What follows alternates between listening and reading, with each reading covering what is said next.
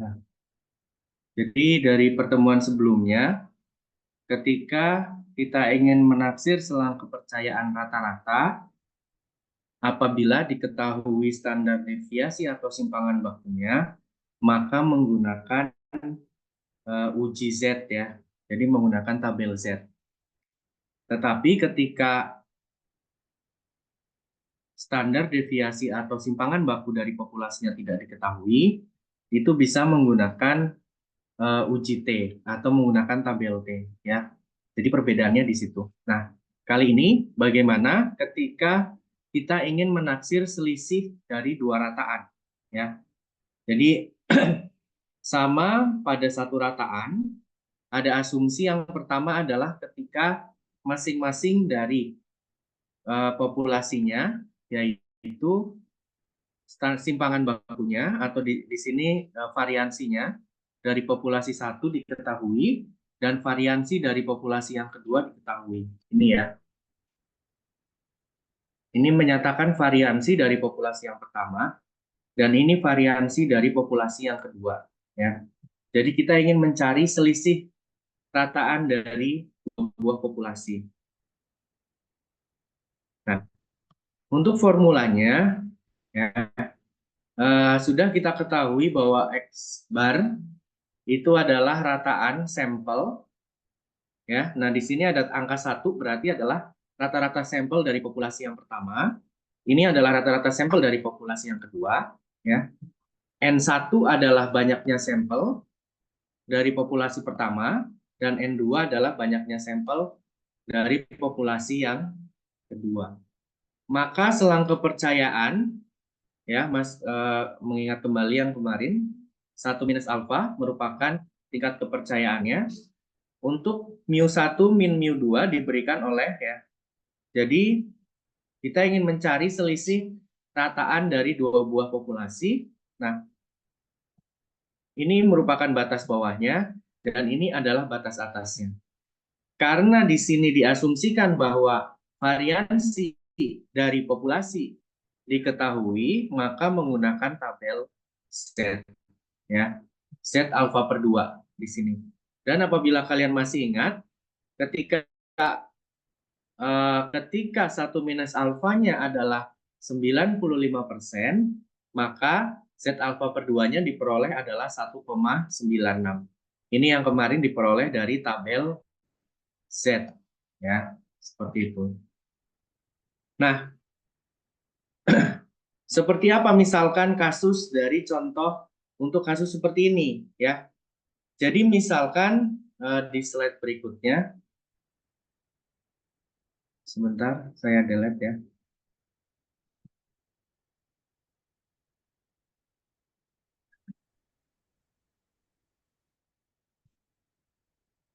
Nah, contohnya misalkan ya, misalkan di sini ada ujian kimia diberikan kepada 50 siswa wanita dan 75 pria.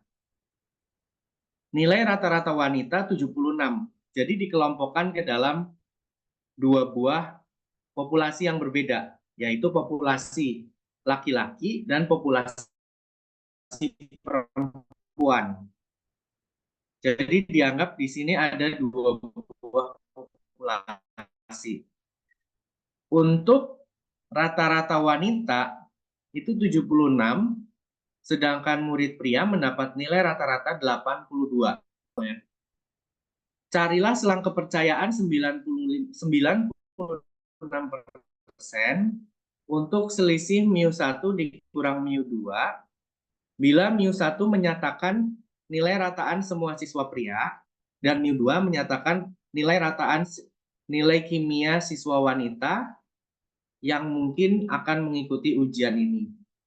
Nah, apabila dianggap atau diasumsikan simpangan baku populasi untuk wanita dan pria masing-masing 6 dan 8. Jadi kita diminta untuk mencari selisih mu1 dikurang mu2. Tujuannya untuk apa? Jadi misalkan kita ingin mengetahui sebenarnya secara populasinya nih, karena mu itu adalah rata-rata populasi, Ya, di sini yang mu1 adalah yang pria, mu2 adalah yang wanita. Kalau mau dibalik boleh ya, satu yang pria, mu2 yang wanita. Tidak. Ini boleh kalau mau dibalik. Nah, kita ingin mengetahui sebenarnya secara populasi selisih rata-rata nilai antara siswa pria dan wanita itu berapa? Seperti itu misalkan. Ya, khususnya untuk ujian kimia ya. Nah, dari sini kita tahu bahwa dari sampel untuk siswa pria dalam satu sekolah, tadi diambil sampel sebanyak 50 siswa wanita dan 75 siswa pria. Jadi populasinya dikelompokkan dua. Kelompok seluruh siswa pria ya yang mengambil ujian kimia dan kelompok siswa wanita ya yang mengambil ujian kimia juga dikelompokkan. Nah, diketahui bahwa untuk rata-rata sampel untuk siswa pria adalah 82 ya. Oke, 82. Untuk wanita adalah 76. Kemudian untuk N1 adalah 75 dan N2 adalah 50. Dengan tadi disebutkan bahwa 1 minus alfanya adalah 96%. Atau tingkat kepercayaannya adalah 96%. Berarti alfanya adalah 4% atau 0,04 di sini. Ya. Di sini bisa diketahui, bisa diperoleh nilai alfanya. Nah, karena Z alfa per 2 berarti Z 0,02. Nah, ini ketika dicek dari tabel Z, maka nilainya adalah 2,05. Jadi analog, ya, yang mau ditanyakan? Anas, mau bertanya?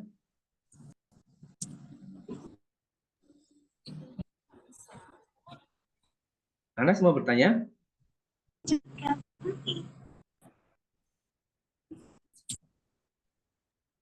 Oke, mungkin trouble ya. Jadi kita tinggal substitusikan ya. Untuk X1 min X2, X1 bar min X2 bar adalah 6 dikurang Z alfa per 2-nya dikali akar dari N1, dikali dari akar 64 per 75. 64-nya ini apa 64-nya? Oke, 64-nya adalah ini ya, sigma 1 kuadrat, karena standar deviasinya adalah untuk wanita 6, berarti variansinya adalah 36, dan standar deviasi untuk pria adalah 8, sehingga variansinya adalah 64 ya. Jadi 64 per N-nya 75 ditambah variansinya adalah 36 per 50. Ini sebagai batas bawah dan sebagai batas atas tanda negatif diganti dengan tanda positif. Ternyata diperoleh bahwa dengan tingkat kepercayaan 96%, selisih nilai ujian kimia siswa pria dengan siswa wanita antara 3,43 sampai 8,57. Jadi selisihnya di situ ya. Jadi sebenarnya tidak terlalu beda jauh ya. Tidak terlalu berbeda jauh lah. Karena kan masih selisih antara 3,43 sampai 8,57. Berarti kalau misalkan yang prianya 80 ya bisa jadi yang wanitanya 77, 76, sekian, atau yang paling lebar ya berarti 80 dikurang 8,57 seperti itu. Bisa dipahami tidak? Bisa, Pak. Bisa, Pak. Bisa, Pak. Oke ya. Jadi tinggal disubstitusikan. Selama kalian bisa membaca, mungkin yang agak sulit adalah bagaimana membaca tabel Z ya. Di sini perlu kalian pahami. Dan juga mengidentifikasi kira-kira rumus mana yang digunakan untuk soal-soal tertentu. Karena ada asumsi variansi dari populasi diketahui atau tidak. kalau diketahui menggunakan Z, kalau tidak diketahui menggunakan T, ya. Mungkin dua itu yang perlu kalian ingat.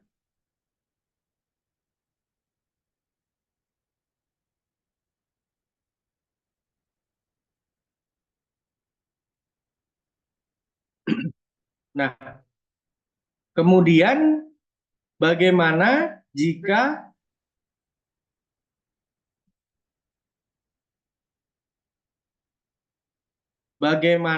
bila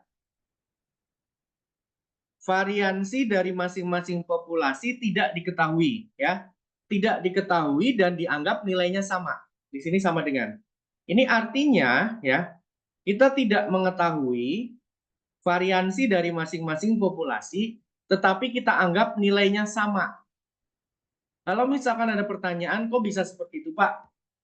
Ya, misalkan kita ingin menaksir selisih pendapatan di masyarakat di dua desa dengan karakteristiknya sama, mata pencariannya sama, walaupun kita tidak mengetahui berapa variansi dari populasi pendapatannya, tetapi karena karakteristik dan mata pencahariannya sama, jumlah penduduknya juga mirip, maka bisa diasumsikan variansi dari populasi tersebut, dua desa tersebut, kita tidak mengetahui tapi nilainya mirip atau bisa dianggap sama. Itu misalkan seperti itu, ya. Nah, sama seperti pada contoh-contoh sebelumnya, X1 bar dan X2 bar berarti merupakan rataan sampel. Ya, dari sampel acak berukuran N1 dan N2 berasal dari dua populasi yang hampir normal dengan variansi yang tidak diketahui tapi bernilai sama. Ingat ya, ini variansinya tidak diketahui tapi dianggap nilainya sama. Nah, selang kepercayaan 1 minus alfa kali 100% untuk mu1 dikurang mu2 adalah, ini ya, batas bawahnya, X1 bar dikurang X2 bar, dikurang kita menggunakan uji T kembali, karena variansi dari populasi tidak diketahui. Nah, di sini T alfa per 2, tetapi dikalikan dengan SP, yang mana SP menyatakan taksiran gabungan dari simpangan baku populasi, ya. Jadi SP adalah taksiran gabungan dari simpangan baku populasi. Kemudian ini akar dari 1 per N1 ditambah 1 per N2, saya rasa kalian paham, ya. Di ruas sebelah kanan ini hanya berbeda tanda notasi, di sini plus, di sini min. Untuk T alfa per 2, degree of freedom-nya, DF-nya atau V-nya itu N1 ditambah N2 dikurang 2. Ingat ya, untuk V-nya itu sama saja dengan DF atau degree of freedom, derajat kebebasan. Itu adalah banyaknya sampel pada populasi pertama ditambah banyaknya sampel pada populasi yang kedua dikurang 2. Ya. Nah, sekarang yang ini saya tunjukkan adalah bagaimana menghitung SP-nya ini. SP S, notasi S kecil, itu kemarin adalah standar deviasi dari sampel ya, simpangan baku sampel. Ya, simpangan baku sampel.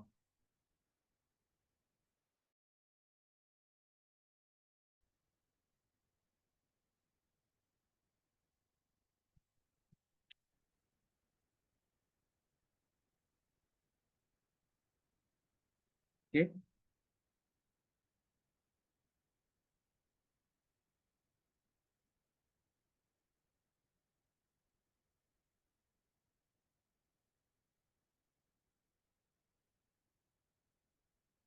Di sini tidak dijelaskan ya SP-nya.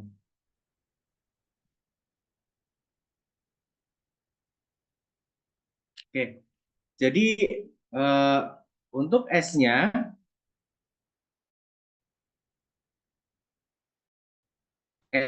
kalau kalian ingat, untuk simpangan baku sampel rumusnya adalah 1 per N-1 ya. 1 per N-1 sigma I sama dengan 1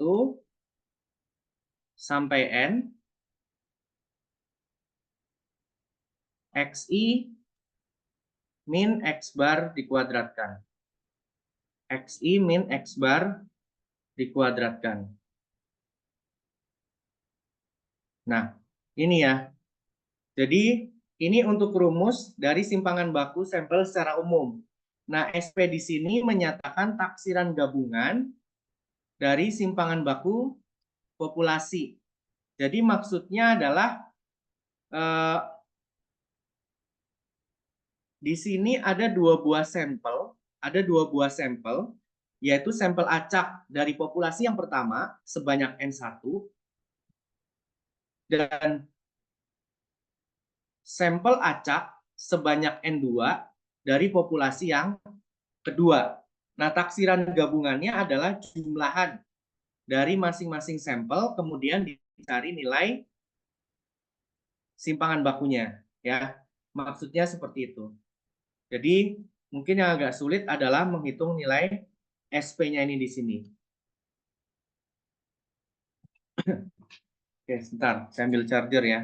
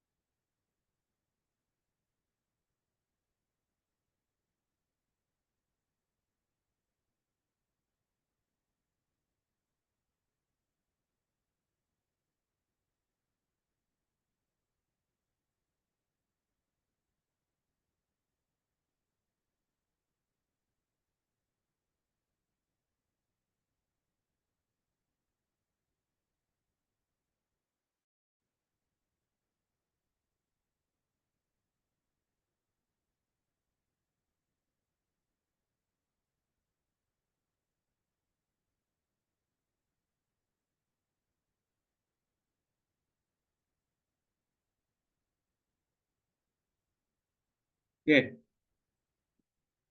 Kemudian untuk yang berikutnya adalah masih untuk mencari selang kepercayaan untuk mu1 dikurang mu2, tetapi di sini adalah sigma 1 kuadrat dan sigma 2 kuadrat atau variansi dari masing-masing populasi tidak diketahui ya, tetapi dianggap berbeda.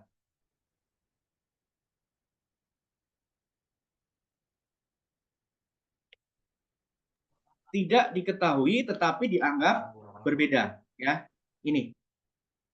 Ya. Ini sama menggunakan uji T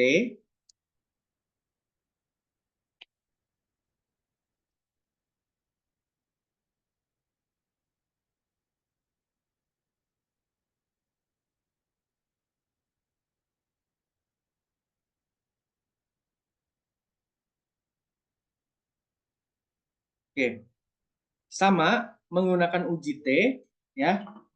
Perbedaannya adalah kalau ketika variansi dari populasi tidak diketahui dan dianggap sama, tetapi adalah tadi menggunakan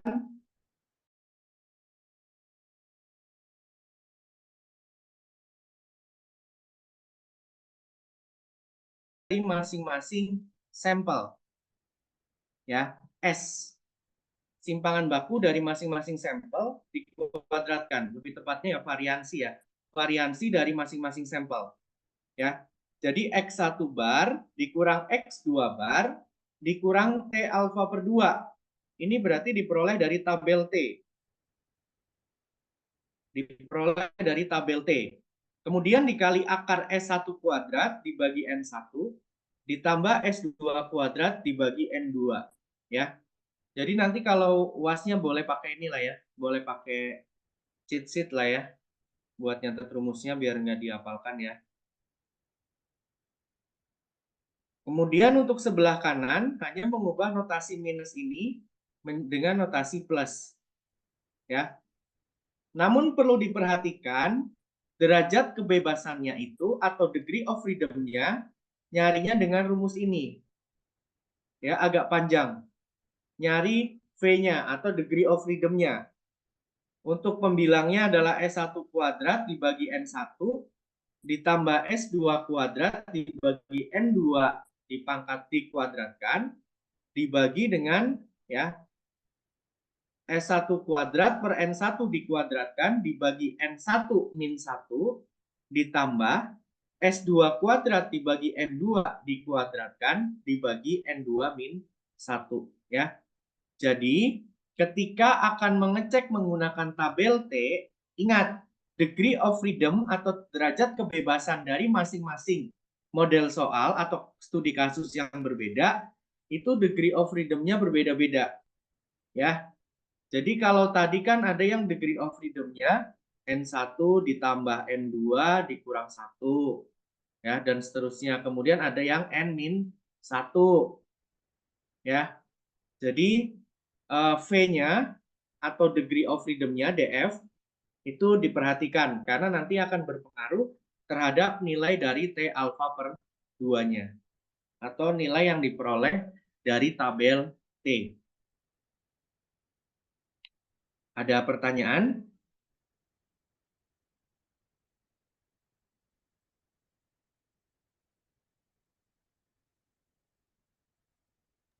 Belum ada, Pak. Belum ada, Pak. Oke. Kalau belum ada, saya lanjutkan ya. Nah, kemudian ini yang banyak dipakai untuk penelitian mahasiswa pendidikan biasanya ya. Kalau yang ada temennya kuliah di UNJ atau kuliah di psikologi, biasanya menggunakan teori dari aplikasi ini nih. Metodologi penelitiannya atau olah datanya menggunakan ini, yaitu meneliti suatu penelitian berpasangan. Contoh ya, misalkan penelitian ini satu kelas diberikan soal ya, diberikan soal kemudian dinilai. Kita sebut sebagai populasi yang pertama. Kemudian selama 1 minggu diberikan training atau diberikan treatment atau diberikan pelatihan ya. Kemudian di akhir pelatihan diberikan satu soal lagi, yaitu atau post testnya lah dengan jumlah sampel atau dengan orang yang sama. Tetapi karena ada satu perlakuan, maka dua lingkup ini disebut memiliki populasi yang berbeda. Ini yang disebut sebagai pengamatan berpasangan. Ya. Atau contoh lain lagi, misalkan ini ada satu populasi, ya, sebut populasi pertama terdiri atas 30 orang. Diambil sampel 30 orang. Diukur, mohon maaf ya, misalkan berat badannya. Dicek. Nah, ada satu obat yang katanya ampuh menurunkan berat badan dalam waktu 1 bulan. Nah, ke-30 sampel ini rutin diamati untuk meminum obat tersebut. Setelah 1 bulan, ditimbang kembali berat badannya. Orang-orang yang sama. Ini disebut sebagai populasi yang kedua. Dianggap merupakan dua buah populasi karena anggapannya adalah yang satu tidak diberikan perlakuan, yang satunya lagi sudah diberikan perlakuan. Itu yang disebut sebagai pengamatan berpasangan. Ini banyak sekali contohnya ya. Baik itu di bidang biologi, biasanya pengamatan hewan-hewan tertentu, diberikan vaksin, ataupun diberikan makanan tertentu, ya. Di bidang kehutanan, pertanian, banyak ini penerapannya. Ya. Nah, maksudnya seperti ini, selang kepercayaan untuk selisih antara dua buah rataan dari dua buah populasi yang merupakan pengamatan berpasangan itu disebut sebagai mu D. Jadi mu1 dikurang mu2 itu sama dengan mu D. Ya. Mu1 dikurang mu2 itu sama dengan mu D. Nah, jika D bar ini berarti adalah rata-rata. Tapi rata-ratanya diperoleh dari selisih antara 30 yang sebelum diberi perlakuan dan 30 data yang telah diberikan perlakuan. Jadi kalau misalkan untuk populasi yang pertama, data yang pertamanya diukur, data yang keduanya diukur, data yang ketiganya diukur, sampai data yang ke N diukur. Populasi yang kedua, data yang pertama diukur, orang yang sama tentunya ya, diukur kembali, diukur kembali, diukur kembali. Nah, selisih antara data yang sesudah dikurangi dengan data yang sebelum, ya, di sini diperoleh data baru yang merupakan selisih, ya, diperoleh data baru, diperoleh data baru, diperoleh data baru, dan seterusnya sampai ke N diperoleh data baru.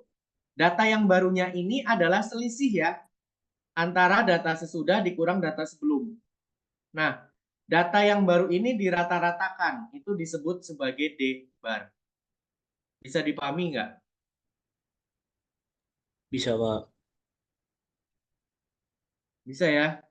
Jadi D bar ini adalah rata-rata dari selisih data sesudah diberi perlakuan dikurang data yang belum diberi perlakuan. Dirata-ratakan di sini. Ya. Nah, SD ya berarti standar deviasi atau simpangan baku sampel dari D-nya ini. Selisihnya ini tadi. Udah dicari rata-ratanya, dicari simpangan bakunya. Ya. Nah, maka selang kepercayaan 1 minus alfa 100% untuk mu D diberikan oleh ya mu D bar dikurang T alfa per 2 dikali simpangan baku selisihnya dibagi akar N. Sebelah kanan hanya merubah minus jadi plus. Ingat, untuk derajat kebebasan pada kasus pengamatan berpasangan, itu rumusnya adalah N-1. Nah, N-nya ini bukan N gabungan ya, tapi N-nya aja. Kalau misalkan di populasi 1 ada 30, dan di populasi 2 ada 30, ya berarti N-nya 30, bukan 60. Bukan gabungannya.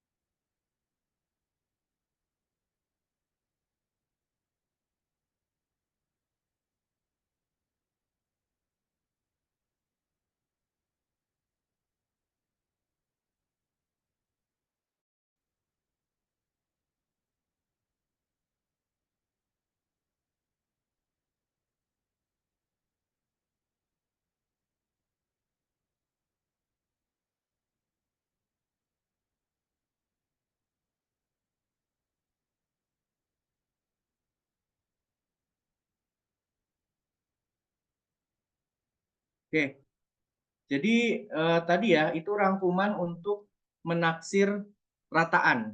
Saya ulangi ya. Pertama, untuk penaksiran titik, mu atau rataan populasi itu ditaksir oleh X bar, yaitu rataan sampel.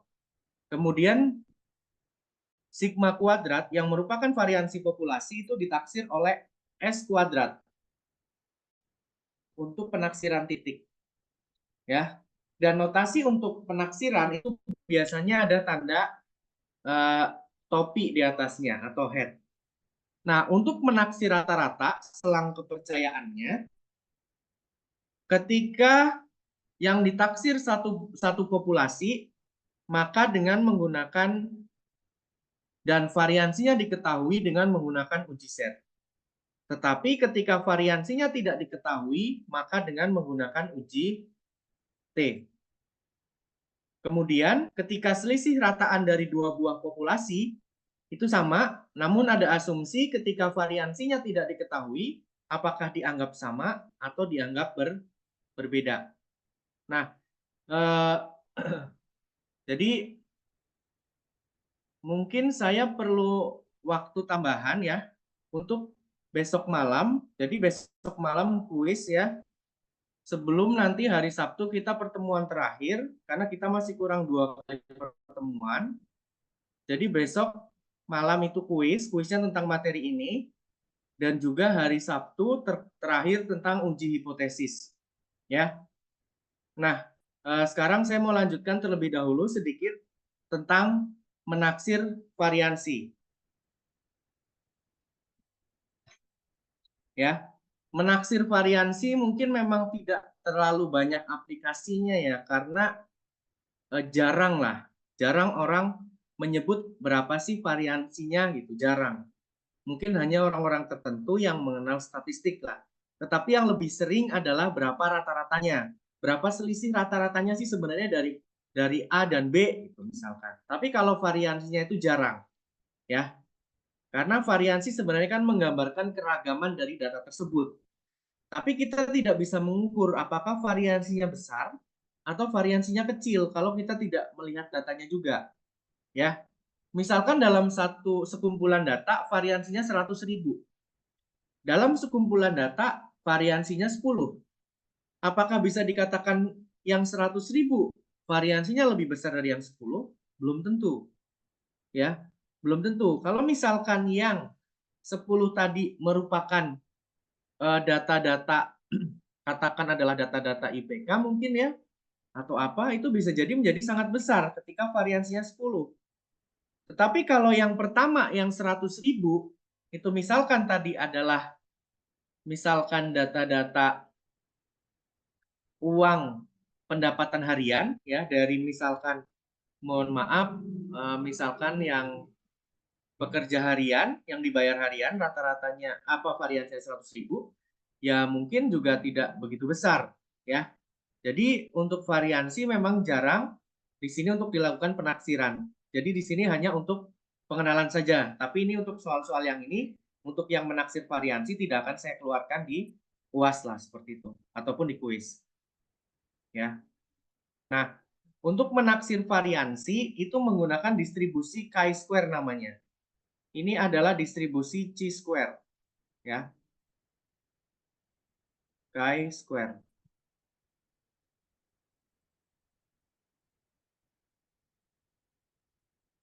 Rumusnya ya sederhana, N-1 kali S kuadrat per sigma kuadrat. Ini untuk menentukan intervalnya dulu.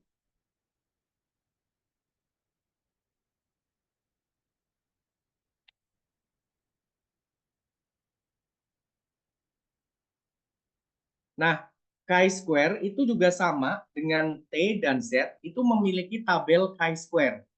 Degree of freedom-nya adalah N-1. Jadi 1 minus alfa atau tingkat kepercayaannya, ya, tingkat kepercayaannya itu adalah ini. Ya, sebenarnya. Nah, yang mau ditunjukkan adalah bagaimana cara menaksir variansinya.